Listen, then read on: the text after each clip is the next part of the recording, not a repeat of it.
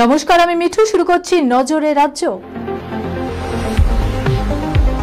Prime diagnostic and polyclinic আধুনিক চিকিৎসা ও অভিজ্ঞ বিশেষজ্ঞ চিকিৎসকদের সুপরামর্শের সঠিক ঠিকানা।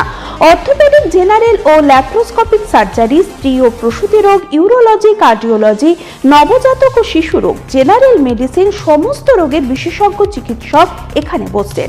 মল, মূত্র, রক্তের সব রকম পরীক্ষা, এছাড়াও CT scan, digital X-ray, USG, echocardiography, Doppler studies, uroflowmetry সব রকম ছবি তোলা হয়। বিশদে জানতে ফোন করুন 9883929780 এই নম্বরে। ঠিকানা prime diagnostic and polyclinic, 95 Pilkhana road, Ranibagan, Baharampur, Murshidabad.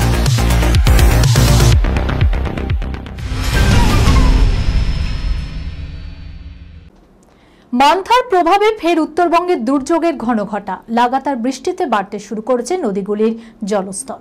স্বাভাবিকভাবে প্লাবনের আশঙ্কা করছে অনেকেই। আতঙ্কে প্রহর গুনছেন স্থানীয়রা।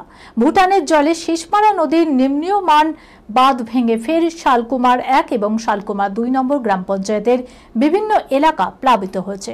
প্রায় 200 শতাধিক মানুষ ওই এলাকায় ঘর বাড়ি ছেড়ে স্থানীয় হাই স্কুলে আশ্রয় নিয়েছেন। বৃষ্টি থেকে রেহাই নেই দক্ষিণবঙ্গবাসীরও। সপ্তাহান্তে ফের হালকা বৃষ্টিতে ভিজতে পারে কলকাতা সহ দক্ষিণবঙ্গের একাধিক জেলা। ঘূর্ণিঝড় মান্থা নিম্নচাপ রূপে ঝাড়খণ্ড থেকে বিহারের দিকে সরছে। আগামী 24 ঘন্টায় এটি আরও দুর্বল হয়ে শক্তি হারাবে। তার প্রভাবে বাংলায় বৃষ্টি চলবে। এসআইআর ঠিক কিভাবে হবে, ভোটারদের বাড়ি বাড়ি ঘুরে কোন কাজ করতে হবে তা জানতে বিএলওদের প্রশিক্ষণ শুরু বাংলায়। কলকাতায় একাধিক জায়গায় প্রশিক্ষণ শিবির খোলা হয়েছে। আগামী 3রা নভেম্বর সোমবার পর্যন্ত চলবে প্রশিক্ষণ।